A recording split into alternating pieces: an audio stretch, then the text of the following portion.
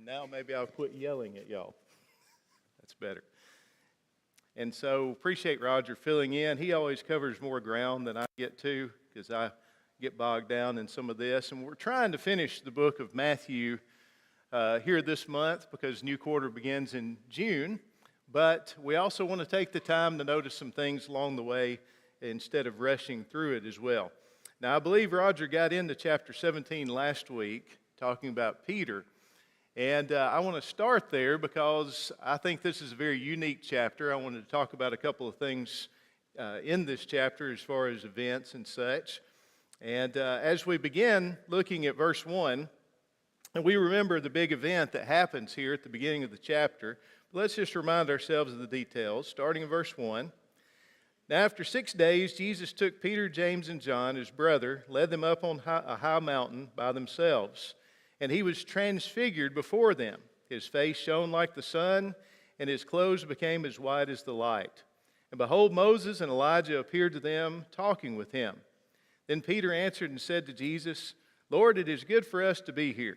If you wish, let us make here 3 tabernacles, one for you, one for Moses, and one for Elijah. While he was still speaking, behold, a bright cloud overshadowed them. And suddenly a voice came out of the cloud, saying, This is my beloved Son, in whom I am well pleased. Hear him. And when the disciples heard it, they fell on their faces and were greatly afraid. But Jesus came and touched them and said, Arise, and do not be afraid. When they had lifted up their eyes, they saw no one but Jesus only. Now as they came down from the mountain, Jesus commanded them, saying, Tell the vision to no one until the Son of Man is risen from the dead. And his disciples asked him, saying, Why then do the scribes say Elijah must come first? Jesus answered to them, Indeed, Elijah is coming first and will restore all things. But I say to you that Elijah has come already. And they did not know him, but did to him whatever they wished. Likewise, the Son of Man is also about to suffer at their hands. Then the disciples understood that he spoke to them of John the Baptist. All right, so you have what is known as the Mount of Transfiguration. You have this big event. And I don't know if I've reverted back to my childhood. When kids are growing up, you tell them something. What's one of their first questions? Why? Why? Take out, go put your toys up. Why? Some of them get into that habit where they just say why constantly. Well, I'm back to that point now in my older age. Now I'm starting to ask, when I study my Bible, why? And so the first question that I want to put before you this morning is, why this event? Why did Jesus take Peter, James, and John up to the mountain? And why was he transfigured? Now let's explain the transfiguring part. Trans means to change, figure, obviously appearance. And so that's why it's called the transfiguration of Jesus, because he changed appearance before them. And we see that the change was that of shining and glowing with his clothes, bright light coming from him. And we understand that this was a major thing for him to take these fellas up there and present himself in this way. Okay? And again, we have to say, why did he choose to do this? And why did he choose to do it at this point in time? What's the significance of this event?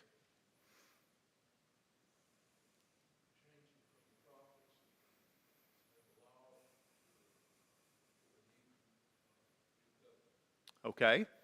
Obviously, the other two that show up, and that's another question here in just a moment, but there is going to be a transition between laws, between the old law and the new law, and this is going to mark that. But of course, it didn't change at that point, did it? No, it's still yet to come. So why does he show himself like this to these men? I know it's early for questions. I'm sorry, but let's see. See if we can get some thoughts going here. Okay. In a sense, the big thing these days is the Superman thing where, they do this, the athletes trying to pull back. And what it was when Superman pulled back his shirt, what did you see? The big S, because he revealed who he really was. And that's in a sense what Jesus is doing here. He's kind of pulling back the flesh in a sense and presenting himself truly as deity, is he not? He's revealing himself as the Son of God. They're really seeing him as he really is versus he in the flesh. And so this transfiguration was, again, to prove or to show that he truly was the Son of God, or that he is deity. I think that's one of the things that you gain from this, from the surface of just reading it and seeing what he did, that they see who he really is. Okay? Now, before we leave the whole thought here, Leela's kind of hinted at it here, but why Elijah and Moses? Before you answer that, why not David? I mean, isn't King Jesus supposed to be like King David? Why not the king that he was supposed to be like? Or, some other great person of the Old Testament of faith. Why Moses? Why Elijah?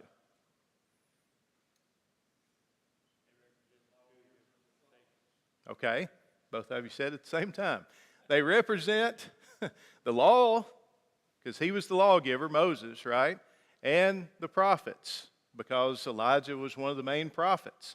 And so here you have the fulfillment of what they spoke of, is that there would be a Messiah, that he would come, and that he would establish his kingdom. And so these two figures represented the law and the prophets that really constituted most of what they studied or followed under the old law, wasn't it? And who they held in high regard at the same time. So much so that Peter has a great idea, doesn't he? You got Elijah and you got Moses.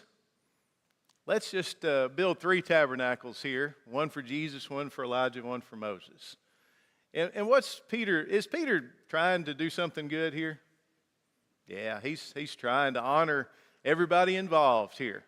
And yet, what has he done in his suggestion? He suggested that all 3 are what? Equal. But they're not, are they? And he learns that very quickly because all of a sudden the place was overshadowed and a voice came from heaven and said what? This is my beloved Son, hear him. In other words, like Leela said earlier, there's going to be this transition from law and prophets that they had been following up to this point. Again, this is the Jewish context of hundreds of years of practice and following all these things. And now this transition is going to be Jesus. And he is above this, and he's going to be the one to hear now. It's kind of like Hebrews starts in Hebrews chapter 1.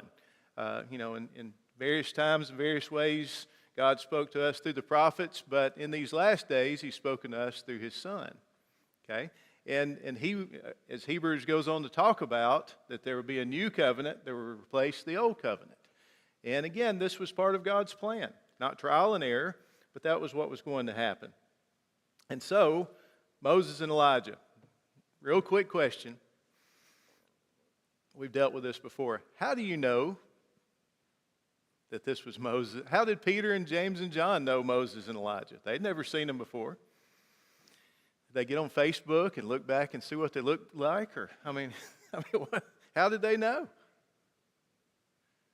I've often thought, hello, my name is...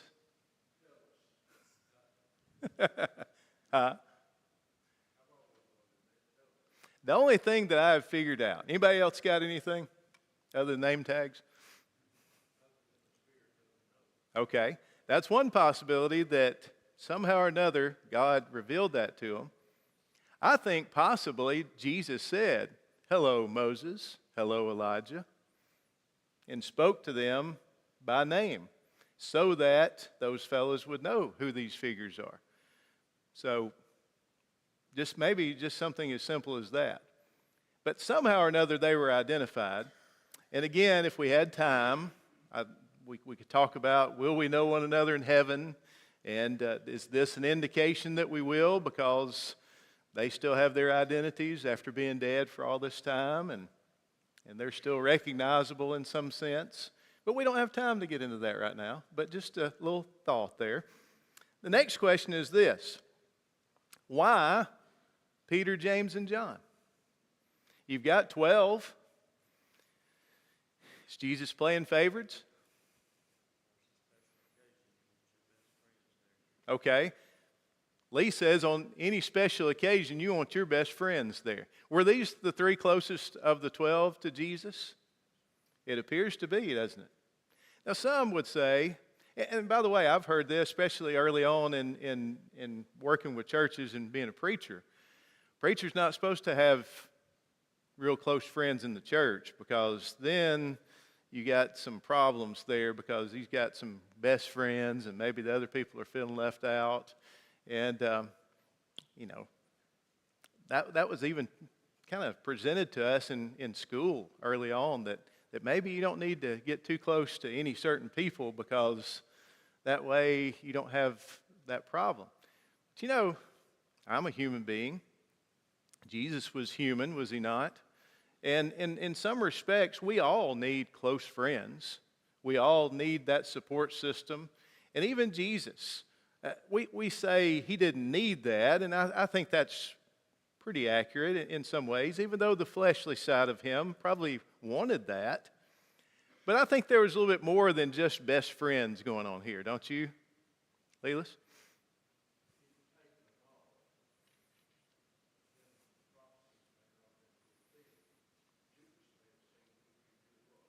Okay, that's a good thought. It may have changed Judas's mind about what he would do if he really understood who Jesus truly was. Yeah.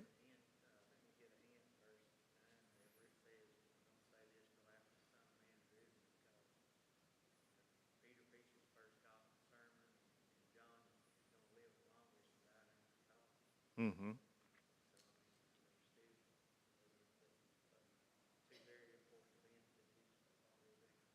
Right, right. So there's a purpose behind this. That's what I'm hearing, other than just, hey, take my buddies with me, okay? Now let me back up and say, Peter, James, and John, were they with him somewhere else? Just the three of them?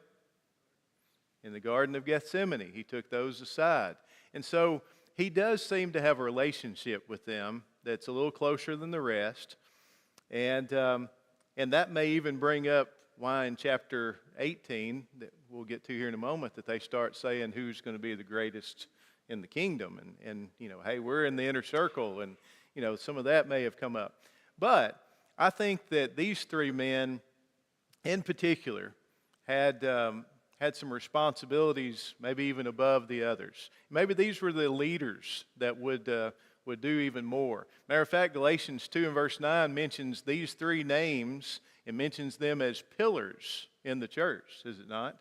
And so when you think about who they were and their purpose and what Jesus had in mind for them, then this was a special occasion to where they needed to see who he really was for the purpose of what they would end up doing after this. And as Tim just mentioned, as they're coming down from the mountain, Jesus says, what? Don't tell anybody until when? The Son of Man has risen from the dead. Okay. I'm getting bogged down, I'm sorry, but I can't help but mention this. Did they understand about him being raised from the dead at this point? No.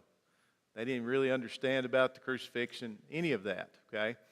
And we do. And so when we read the Bible, a lot of times, again, as some people say, we're reading it from 30,000 feet. We see the whole picture. We know what's happening. We understand that as we read it, don't we? But did they? No. And so it's interesting that Jesus is starting to give them this information. And by the way, if you look at chapter 17 and verse 9, it mentions it there. Don't tell anybody the vision till the Son of Man is risen. And then if you notice verse 12, he says, but I say to you that Elijah has come already. And then he says, likewise, the Son of Man is also about to suffer at their hands. Okay, drop down to verse 22.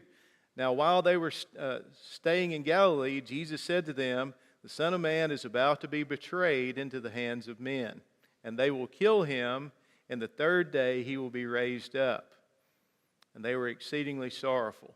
So he's starting to prepare these men for what's about to happen, isn't he? He continues to mention this idea that he's going to suffer and that he's going to die and that he's going to be raised again. Now, this is common knowledge to all of us because we understand all these events from being on the other side of them and reading about them and knowing all about them. But again, we have to put ourselves in the position of these men. They're just hearing this for the first time or for, the time that they really don't grasp the concept of what's happening. What do you mean? You're the King of Kings. You're supposed to establish your kingdom. You can't die. So it had to be something that was very confusing to them. And again, over and over, even all the way up to Acts chapter 1, when Jesus is about to ascend to heaven, what do they ask? "Lord, will you at this time restore the kingdom to Israel?" Sometimes you just think Jesus was going, like these guys just don't get it, But guess what? If we were there, would we get it? No, I don't think that they really got it until maybe Pentecost. Yes, sir. Right, I relate this now to something nowadays. You buy something online, sometimes at a furniture store, you get a box. Mm-hmm. You take that box home. You pull out a set of instructions. And you go through trying to figure out, what am I putting together? Step by step by step. If we'd have known at the end what we had to do, we'd have known it a lot better. Mm-hmm. That's right. We have to learn step by step by step. You put this part to this part, this bolt to this bolt. Right. This bolt down, and it just takes a while. It does. George mentioned the fact that when you buy something, they send it to you. You have to read the instructions and put it together. And maybe after you get it together, the next time, if you were able to put the same thing together, it'd go a lot quicker because you'd be more familiar. And he said it's just a step-by-step process that he's bringing them along. And I think that's true. That they need to understand this gradually, and then they will understand what he was talking about in all these previous conversations once it all happens. They'll say, "Oh, that's what he was talking about." Okay? So Peter, James, and John are blessed to be able to see this event. Of course, Peter ends up, and I know Roger probably mentioned that he ends up, making kind of almost a fool of himself in this. They're scared to death from this voice that comes from heaven. And so a magnificent event happens here in chapter 17 with this transfiguration of Jesus. And again, this would be something that they would refer back to as they start their ministry on Pentecost. I hadn't really thought of this before, but I wonder if the circumstances of the death of Moses and Elijah comes into play, because both had supposedly been dead for centuries, and here they are. Mm-hmm. So when Jesus starts talking about the resurrection, they don't understand, but Peter, James, and John have some kind of living proof that, well, we've just seen two guys that died hundreds of years ago. Right. Elijah's taken 11 years. Right. Moses' body was never found, and God buried him. Right. So they could refer to what they had seen, even though they didn't understand what Jesus is saying about himself. Right. Yeah, they have a reference to life after death on this, based on these two men. And it could be part of that they remember that possibility. All right, so chapter 17 continues, and a boy is healed here in verses 14 through 21. And I won't say much about this, but as we look here, it says that there was a man that came to Jesus, and he kneeled down and he said, "Please have mercy on my son." And he suffers severely from epilepsy. He falls into the fire. He falls into the water. And he was brought to the disciples, and they couldn't heal him. And of course, Jesus kind of rebukes them, "O faithless and perverse generation." And Jesus rebukes the demon next in verse 18. And it came out of him, and the child was cured from that very hour. Of course, the disciples asked, "Why couldn't we cast him out?" And Jesus says, "Because of your unbelief." And then he says, assuredly I say to you, if you have faith as a mustard seed, you will say to this mountain, move here or there, and it will move, and nothing will be impossible for you. However, this kind does not go out except by prayer and fasting. All right, real quick, we know that Jesus had power over demons and cast them out. Jesus had power over disease and healed. But what's interesting to me here is this man presented his son as a sick boy, right? He had this sickness that caused him to have these seizures. He would fall into the fire, fall into the water. And when you first read that, you're thinking, okay, well, he's just got this sickness. But then, what does he cast out? A demon, okay? So you have to take a step back and say, okay, wait a minute. Okay, where does this demon figure into this? And so we automatically draw the line between the sickness and the demon, because once the demon is cast out, what happens? He's healed. He doesn't have that sickness any longer. And so I just wanted to make this statement that a lot of demon possession in the New Testament caused different types of sickness. But I also want to say that all sickness did not come from demon possession. Does that make sense? Just because somebody was sick doesn't mean they had a demon. And so sometimes we can get those kind of intertwined to where we think that every sickness or every person that Jesus healed had some sort of demon possession. But notice the fact that, and in other places where there was demon possession, was there not sickness and some kind of maybe insanity or some kind of effect on the human that he possessed? Now, again, we don't have time to get into demon possession and the purpose of it. I'll make a quick statement. I think demon possession was unique to this time period and to the early church, and then we don't really read about it after that. And I think it was for the purpose, it was allowed so that God's power could be displayed, and they would know that he was truly the Son of God, because it talks about through many infallible proofs, and by the power that he had, that he proved that he was the Son of God. And so in order to prove it, there had to be some sort of display of that power, just like with Lazarus. Could he have healed Lazarus before he died? Obviously. But why did he let him die? Because he was going to show his power in bringing him back from the dead. And so there was a purpose behind this. And here in this case, we find that purpose in the healing and the casting out of this demon is the power displayed that Jesus possessed. Again, we just read in 22 and 23, Jesus predicting his death and his resurrection. And then in verses 24 through the end of the chapter, it mentions the fact that they paid taxes. And if we just had this a couple of weeks ago, it would have been just right? Because a lot of us were writing those checks and sending them in to the United States Treasury, because it was tax season. Okay, so they had this unique way of paying taxes. Let's go catch a fish and take a piece of silver out of the fish's mouth and go pay that tax. Again, some of this is sensational that Jesus does, is it not? And who was the tax paid for, by the way? And you have to ask this question. I don't know if I have the answer either to this one. Who got the money and who was covered by that tax? Okay, so Jesus told Peter, you go pay for me and you. I guess the others were on their own. They had to pay their own taxes, didn't they? Y'all can smile if you want to on that one. Okay, all right, so you find that Jesus did this not because he had to, but because, again, he's trying to keep peace as much as possible, not give any reason for anybody to have something to accuse him of. All right, so chapter 18. It begins with the disciples. They came to Jesus saying, who then is the greatest in the kingdom of heaven? Now, this debate seems to go on several occasions because the other gospel writers also have these conversations recorded, do they not? You even have one of their mamas get involved. When mama gets involved, boy, it really gets messy, doesn't it? James and John's mother wanted them to sit one on one side and one on the other on his throne. And again, what was their vision? Okay, they had this earthly kingdom envisioned. And why is that?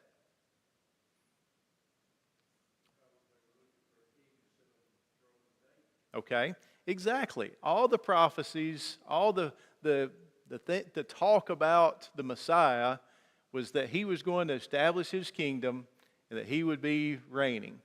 And he would be like David, sitting on his throne. And so sometimes I think we give them a hard time for not seeing the spiritual kingdom or the difference in the kingdom that Jesus was going to establish. However, I don't think we would have seen anything different than what they did. I think we would have had our minds on the earthly kingdom because that's exactly what they had in the past that was referred to. And so they're still looking for Israel to reign over the world. You know, at this time, Rome is in charge, and they're ready to get rid of the Roman Empire and have control again. And so they're kind of jockeying for position, are they not? These 12. Hey, we're in the inner circle of these, of the new king. I wonder which out of the 12 of us is going to be the higher ups. And so is it a natural thing for these men to start wondering who's going to be above who? And by the way, are they not human in even trying to think about wanting to be? I mean, if you desire a position of leadership, it's not necessarily a bad thing. Depends on your motives behind that. But again, you find that these men had these discussions. Okay? Jesus answers their question in verse 2. He called a little child and set him in the midst of them and said, "Assuredly I say to you, unless you are converted and become as little children, you will by no means enter the kingdom of heaven. Therefore, whoever humbles himself as this little child is the greatest in the kingdom of heaven. Whoever receives one little child like this in my name receives me." And so here he kind of does what we might expect him to, is he tries to bring them from the position of who's the greatest. And by the way, if they're having this discussion, even though it's not recorded, what are they probably saying to one another? I am. And why? They would give their resume, would they not? Hey, I was on the Mount of Transfiguration with Jesus. You weren't. Right? I got to go to that event.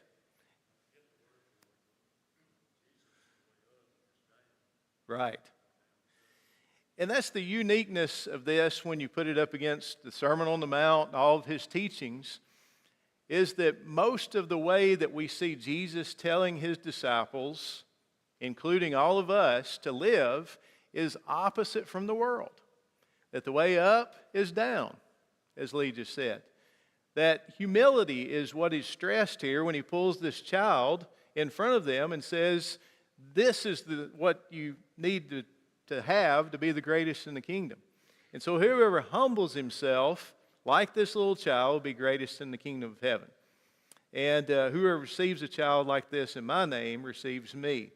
And so they're being probably prideful, and he's bringing them down to being humble. And so that's part of the message here. But what's unique here is through chapter 18, most of the way, this idea of childlikeness or children connected to the kingdom is very interesting. He continues to say, whoever causes one of these little ones who believes in me to sin, it's better for him to have a millstone hung around his neck and drowned in the depths of the sea. If you go on down and talk about, this is verse 10. Now this is one of those hot verses.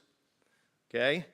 Take heed that you do not despise one of these little ones, for I say to you that in heaven their angels always see the face of my Father who is in heaven. And so that has always presented the question, the children have guardian angels. Their angels always see the face of my Father. And so we won't get into the angel discussion at this point, but again, to spur you on to maybe further study, is that a definite possibility? And I think he obviously could be. Okay, so let's back up again and talk about where he talks about offending one of these little ones and how bad it would be in that sense. And then in verses 8 and 9, again, one of those complicated, hard to understand, in a sense, scriptures that Jesus utters.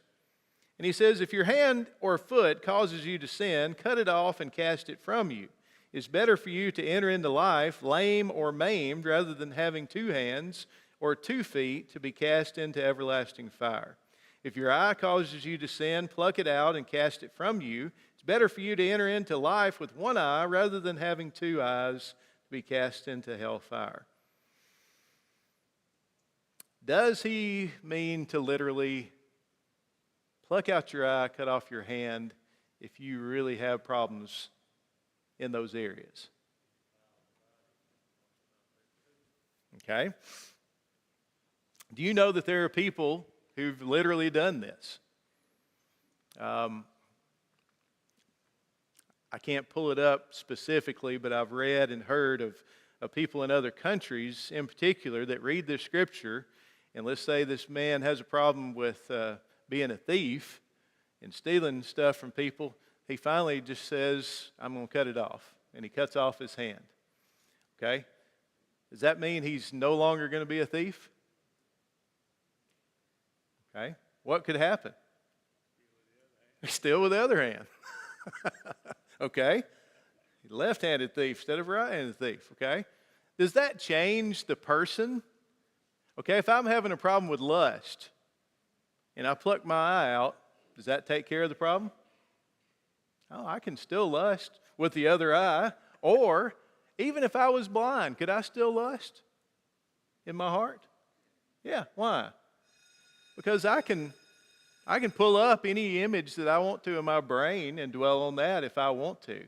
And so it goes back to, it's not about the physical part of us that's the problem. What's the problem? The heart, isn't it? And so we would say that Jesus is using hyperbole here. He's using this drastic action to keep us from sinning. And so the message that I've always taught, and probably what you've always heard, is don't literally cut your hand off or pluck your eye out, but go to great lengths to stop yourself from sinning in those ways. Put some barriers. Do as much as you can to be as serious as you can be to stop those sins.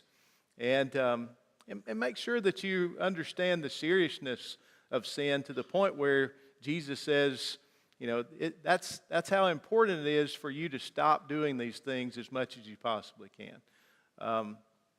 And to literally cut things off from your life that cause you to sin.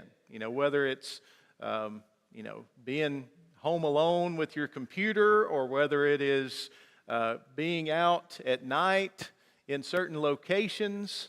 If you're having trouble with alcohol, you don't want to hang out at the bars on Friday and Saturday night with your buddies and try to resist, right? So you cut that off. You back up and say, that's not going to be a part of my life any longer. And we could continue on and on, but you kind of get the picture. And so I don't think he really meant for us to cast away our hand or our eye. But the rest of the chapter is talking about forgiveness. And let me just hit on that before the last bell rings. He talks about the need for us to seek and to save the lost, because that's what he did, as he states here in verse 11. And then he talks about the 100 sheep and how if that one goes astray, it's more important to reach out to that one. And there's more rejoicing over that one that repents than 99 that didn't go astray. And that's again, Luke chapter 15, where you have all those parables that line up with this one as well about lost things and how important it is to find them. And then dealing with sinful brother. He goes into that situation, verse 15. If your brother sins against you, go and tell him, the fault between you and him alone. If he hears you, you have gained your brother. And by the way, have we not done that many times? There's some kind of problem between us and an individual, and we go talk to him about it, we work it out, and it's great. And that's the first step. Let me say the first step shouldn't be, hey, you know what he did to me? Let me just tell you how terrible he is. That's usually our first step, isn't it? And that's not what Jesus says. Our first step ought to be to go work it out between that person, okay? And then he says, if he won't hear you, take one or two more with you. And by those witnesses, and probably a little mediation here, maybe the problem be worked out. If he refuses to hear them, tell it to the church. But if he refuses even to hear the church, let him be to you as a heathen and a tax collector. And so I think this is obviously the procedure by which we ought to work out our differences and our problems, in particular when it comes to fellow Christians. And again, he says that if two agree of anything, it'll be established, and where two or three are gathered, there am I in the midst. And then he tells this parable about the unforgiving servant. Many of us are very familiar with that, how this man owed 100,000 talents, and he could not repay what his master, was due, and he cast him into prison. But he had mercy on him, and he ends up forgiving him of that debt. The other goes out and doesn't forgive his fellow servant who owes him just a little bit of money. And we know that the whole point was that we ought to forgive each other of the little debts because our Heavenly Father has forgiven us of a great debt. And who are we not to forgive each other? And that's a good place to end, right? Thank you all so much for your comments, and we'll take a little break for worship. Thank you for being here.